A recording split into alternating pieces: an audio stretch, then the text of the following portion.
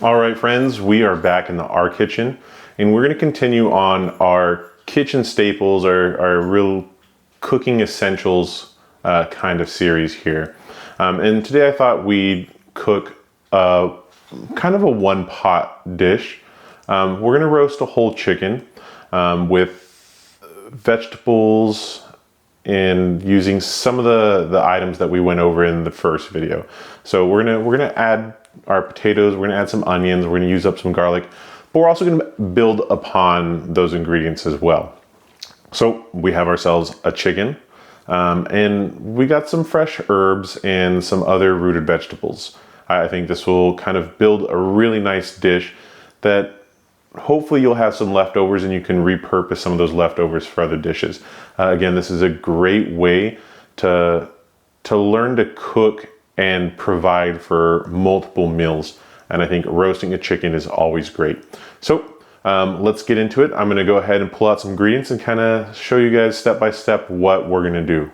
All right, so I wanna go over some of the vegetables that we're gonna be using in this roast chicken.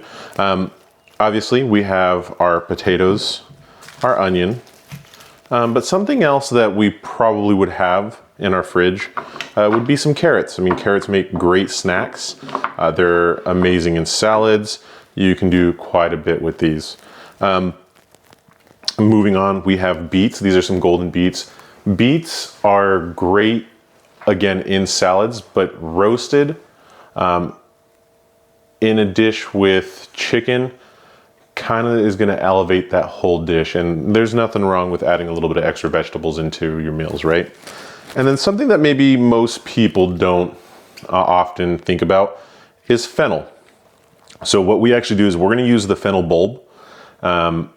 Again, another versatile vegetable or root. What I'll do with this is with a salad, you can actually grate the bulbs, and it gives it a little bit of that nice like black licorice taste almost. It is fennel, so it's a fennel taste, but it's reminiscent of licorice. But what I love to do is I'll roast these till they become real nice and tender. And when you bite into it, the flavors change a little bit, but it adds so much to the rest of the vegetables where you're picking up different flavor profiles aside from the potatoes, beets. You'll get that nice fennel taste.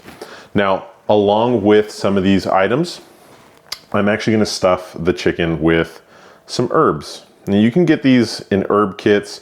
Maybe you might want to start a garden and grow some of these things all year round. This is some sage. So we have some sage here. And it smells wonderful, it's great. Some thyme. And some rosemary. All these are great, very aromatic. They give a really good punch to that chicken. It just really, these are really meant for the chicken itself, but it just gives that real classic roasted taste to it. Now on top of this, we are going to do a garlic, salt, pepper, and I might actually add some paprika in there. And that's another good ingredient that you can get that is good just to add into your cabinet. I like to top it a smoked paprika. I like to add that to making some of my beans. I'll put just a dash of it on my eggs in the morning. It gives a good little smoky flavor, a really light spice. It's nothing that's going to be overwhelming unless you just dump, multiple tablespoons on there. But yes, this is going to be the core ingredients. So the first thing we need to do is we need to wash these. So these have not been washed. We're gonna wash, we're gonna peel, and then we're gonna start to chop. So let's take this over to the sink.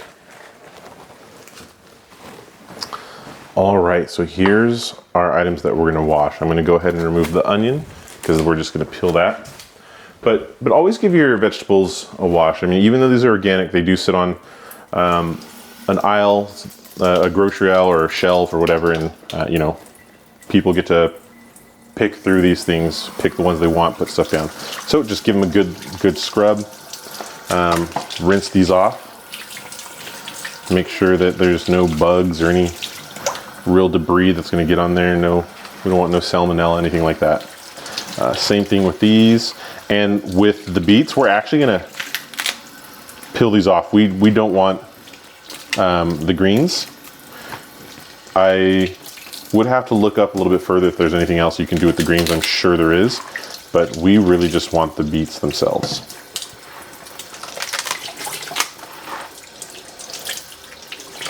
So one of the other items we talked about was a paring knife. This is a paring knife here, and this is what we can use to actually peel most of our vegetables. And I think there is another tool that makes this easier, and it is just a vegetable peeler.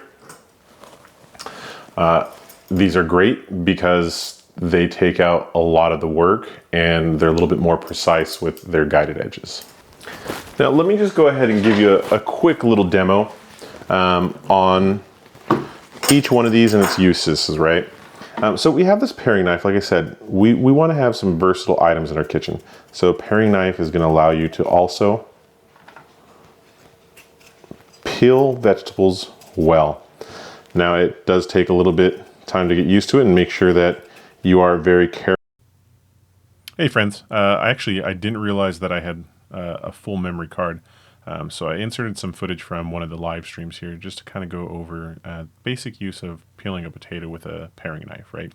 So what you'll see here is I actually carry the knife in between my forefingers and then use my thumb as a little bit of leverage and to guide.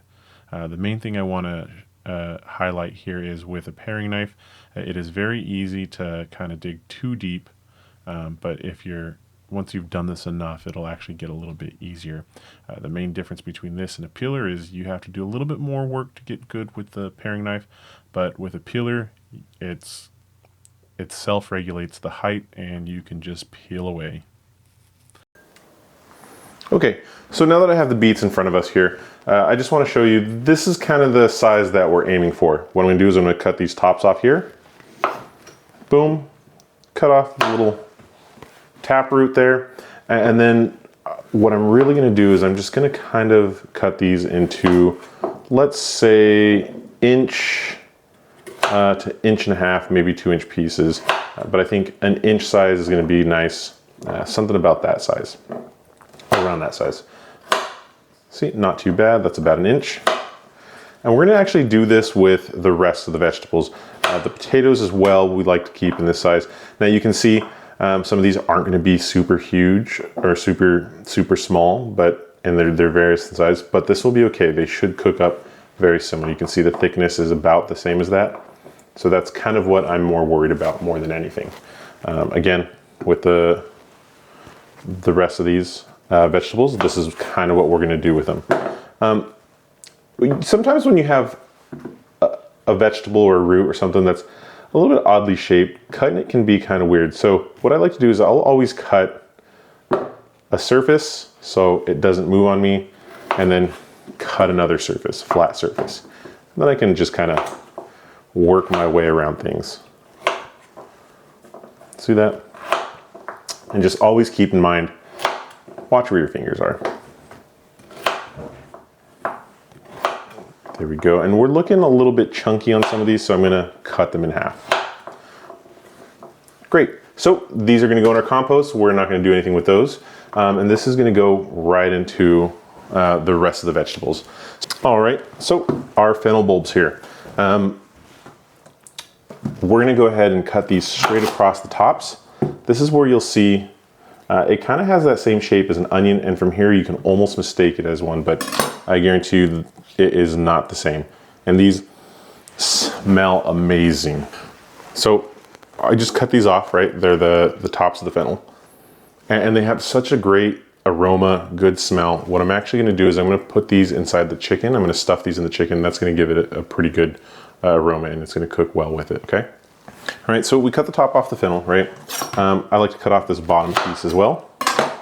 Now, this fennel will be really tough, so we wanna make sure that we do cut these in manageable pieces. They kind of look like onion in that sense, and then go ahead and chop these. And I'll actually take some of these even smaller.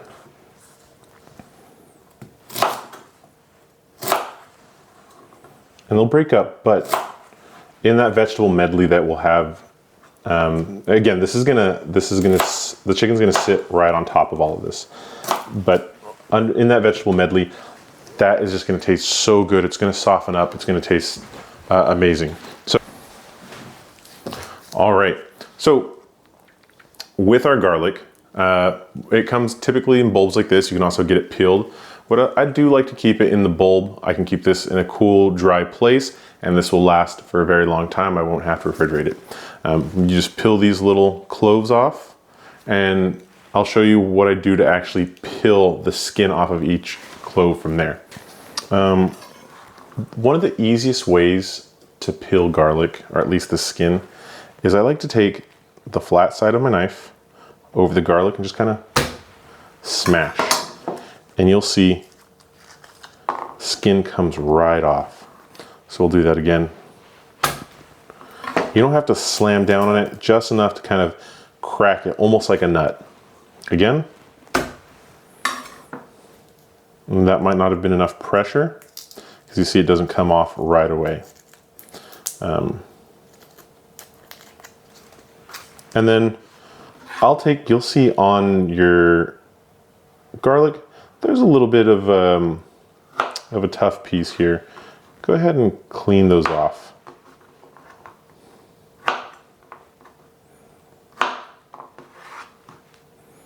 Same thing on this side. A little bit on that side. It goes in our compost. Boom. Boom. Okay. Now all I'm going to do for this is I'm actually going to just mince this. So I'll cut them up into smaller pieces, just like this, and then I'll mince them up into smaller pieces and just keep going till I get to a, I guess giving you a size would be kind of hard, because the only small things that I know that get down to this would be like sand at the beach, and that's definitely not what we want. You'll see a mince is fairly fine chopped. You'll see these little pieces are really small. So again, you're just gonna take your knife and you're just gonna chop at it. And you can actually just take the whole thing and do that. Just please watch your fingers. Let's not lose anything here.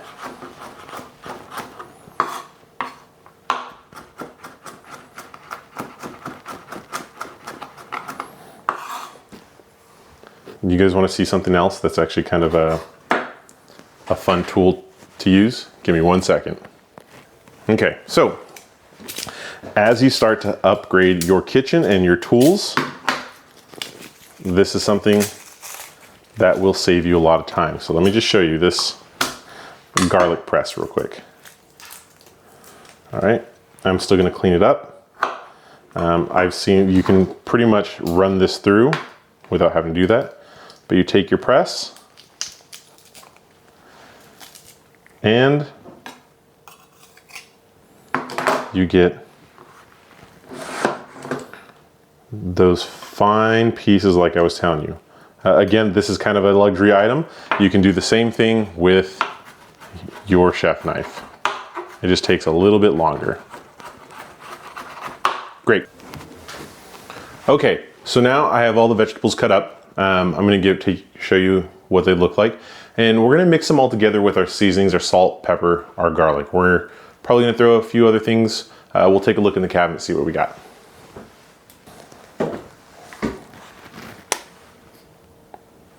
Look at those colors. Doesn't that look amazing? You got your carrots, you got your beets, your fennel, your potatoes, and your onions. Lots and lots of onions. I think we're going to love this. So with all of our chopped vegetables, the next thing we're gonna do is we're gonna actually mix everything into our bowl here. You can just start by throwing everything together, because it is all gonna get mixed together anyways. You can make a mess like me, or use less vegetables and not have to worry about things falling around. I am making 2 batches, by the way. So one, I'm actually just gonna roast these veggies by themselves. And then the other is gonna go in our cast iron pan with the chicken. So, like I said, we're gonna we're gonna marinate these. I guess we're gonna season them. I'm gonna put some olive oil over everything there. That could have been way worse. Let's go ahead and move our garlic in there. Perfect. Now, I'm gonna do a nice healthy amount of salt. Again, we're gonna mix all this, so there's no need to worry. It'll mix really well. I'll say one thing when you are doing this. If you're prepping everything out, just be careful with your potatoes. They will start to oxidize and darken in color. You don't want that to happen. So you can just put them in water and that should be fine. This is just a pepper mill. I'm just cracking some pepper over it. Fresh cracked ground peppers, it just is so much more flavorful. And I'm using a bowl to mix this. You can definitely just mix it right in the pan. Use your hands, do whatever. I'm gonna take our wooden spoon and just kind of move everything about here. So you can kind of see the garlic in there. Everything's starting to get coated in that olive oil. So as long as we just keep mixing, it should go good. One thing that I really want to add in here is either a chili flake, a smoked paprika, and you might say, hey, the smoked paprika with beet doesn't sound too appealing, but it's actually pretty good. Actually, you know what we're gonna do? You can use, this is fine just the way it is. You wouldn't have to do much, or you can add the smoked paprika. But I forgot we have a little bit of this Aleppo pepper here. This is just another spice that's gonna give it just a little bit of kick and add to the chicken. We're gonna add this to the chicken as well. We don't wanna go too heavy on the veggies.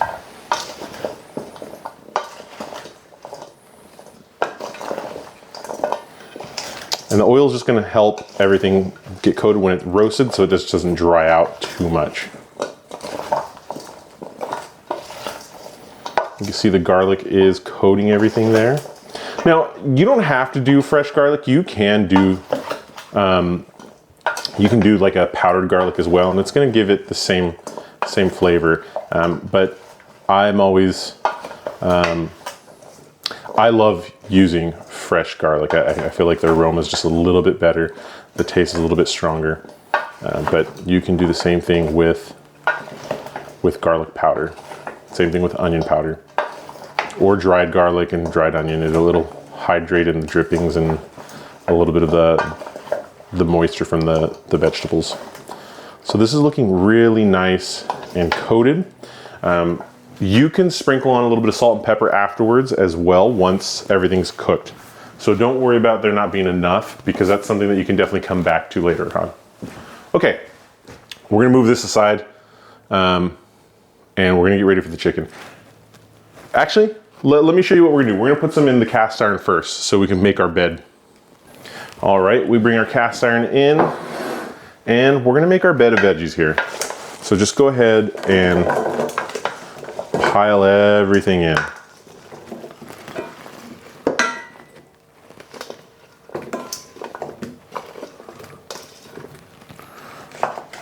I want to save some because I'm going to put some of this in a separate dish to bake. Now, what's going to be nice about this is your chicken's going to sit on top of this and it's going to be able to get some airflow around it. Cool. Look at that. That's what's going to go in the oven. Our chicken's going to go on top of that. Okay, so a little warning with chicken. When you're buying this at the store, I'm going to pull this in the frame real quick. When you're buying your chicken at the store, you want to make sure that you're properly cleaning it out. I typically don't wash my chicken. I will pat it dry though. And you want to make sure you pull out the gizzards. I'll show you what this looks like right now. Okay, so I'll say this first. When you're working with chicken, just be very careful. Like I said, I like to pat it dry. Just that way there's not a whole lot of blood, juices, stuff that's flowing around, right? Inside the chicken, oftentimes there is the turkey neck some of the giblets. There is usually a bag or some other, I'll just say it's their guts, right? It can sometimes be shoved underneath the skin here by the neck, or it's in a bag inside the cavity. That's what this stuff is. You have your liver, your heart, your neck bone, and these are all actually really good items to roast. You can roast those, you can make a gravy out of them. They're edible items. Just make sure that you're cooking it properly first. Again, when working with raw poultry, make sure that you wash your hands, you sanitize your surface afterwards. You do not want to get sick. Okay, as we get our chicken ready to be seasoned, what I'll do is I'll take my vegetable medley here. I'm just gonna go ahead and plop the turkey the chicken. We're not working with turkey today. I'm thinking way too quickly here, way ahead of schedule. Look forward to that one though. That one's a fun one with the dry brine. Anyways, what I try to do is use one hand to touch the chicken, one hand to touch everything else. Unfortunately, this is kind of the nature of it. Everything is going to be touching everything. I have all of our other ingredients here. Other herbs are our sage, our rosemary, our thyme, and I have that fennel stalk, and we're just gonna shove it in the cavity here. That's gonna permeate the meat. That's really gonna add so much extra flavor.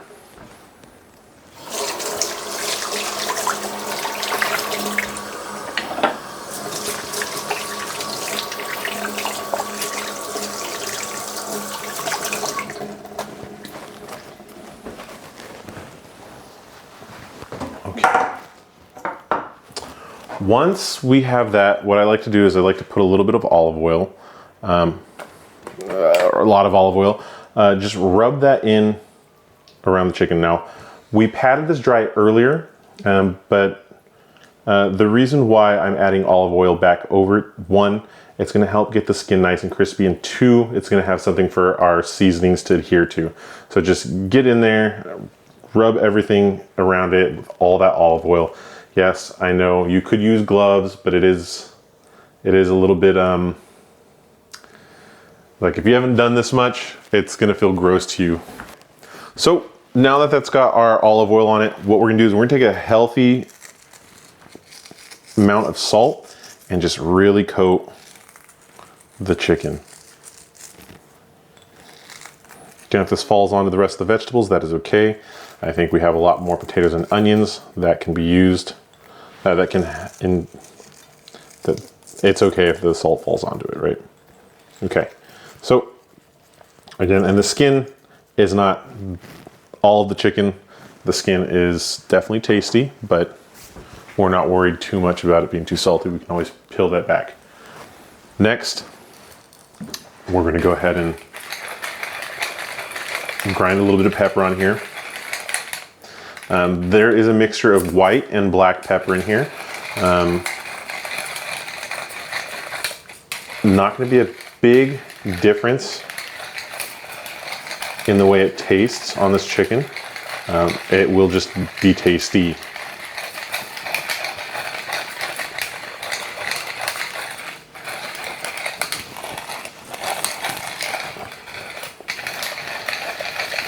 I like to go heavy with my pepper, heavy with my garlic. Real good. Great. Look at this. So this is gonna be what I'll call a one pot meal, right? So we've really got to utilize our essential cookware, some of our mainstay staples, our onions, our garlic, our potatoes. What we added to this dish, one, a meat, that's our poultry. We can have this for multiple nights, multiple meals, whatever we decide to do with it. We added carrots to this, we added beets, but by all means, you don't have to do too much. This could be pared down quite easily. You can go with just the potatoes and onion and garlic. Boom, done. But I would recommend if you're able to get some of these extra items, some carrots, throw that in there just for a little bit of extra flavor. Those savory herbs stuff the chicken. It's gonna come out 10 times better. So the next thing we need to do is prep the oven. Let's head over there. Okay, so we're gonna wanna turn our oven to bake here, and we're gonna turn it up to 375. 375 is a really good temperature to cook your chicken at.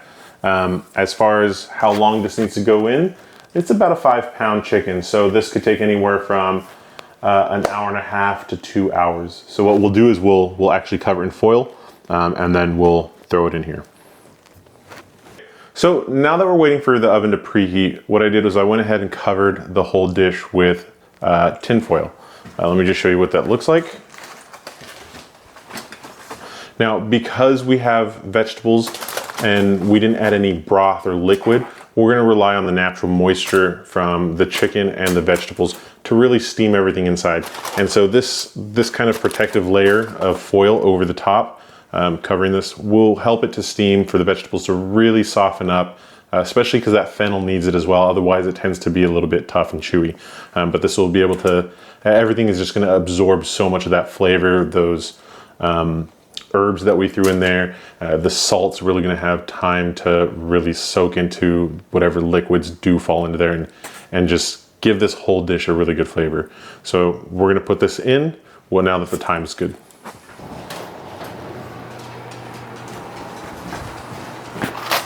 We're just gonna go ahead and put this in the middle rack and let that cook. Perfect. All right, see you guys when it's done. All right, so it's time to pull it out. I'm gonna show you guys what it looks like. I did raise the temperature up a little bit just to get, once I pulled the foil off. Just be very careful if you're doing this yourself. When you open up, it's gonna be really hot coming right out. Wow. Look at that. Look at that wonderful golden color on there. The vegetables are nice and roasted. Let's see if I can bring you guys in a little bit.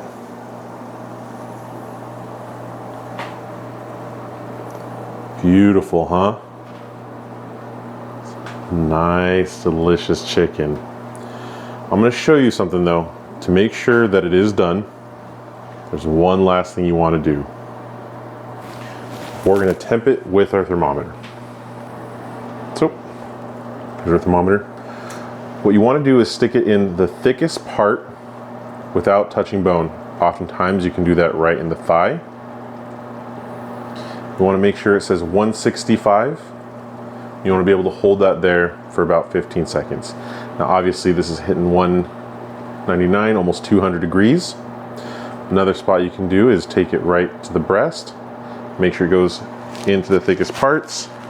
We are, not in the meat. 192. So just be careful, because if you do go through and you go into the open cavity, the air on inside the cavity is going to be much cooler than the actual meat. All right, so we have our roasted chicken. This is going to be enough meal for a big enough meal for maybe a couple people, few people, 4 servings. Or you can, once this is cooled down, you can cut it up and you can portion it out and do some other meals. In a future video, I'll show you kind of what we do with some of the leftovers, making this meal go a little bit further than just the one night dish. I know some people don't like leftovers too much, but I guarantee you, you're gonna love what you can do with this afterwards. So thank you again for tuning in. I hope to catch you again on another episode where we take the same series and we just expand a little bit on our kitchen essentials and our kitchen pantry essentials and get to do something a little bit more fun. Again, thanks very much. Thanks for watching. Have a great day.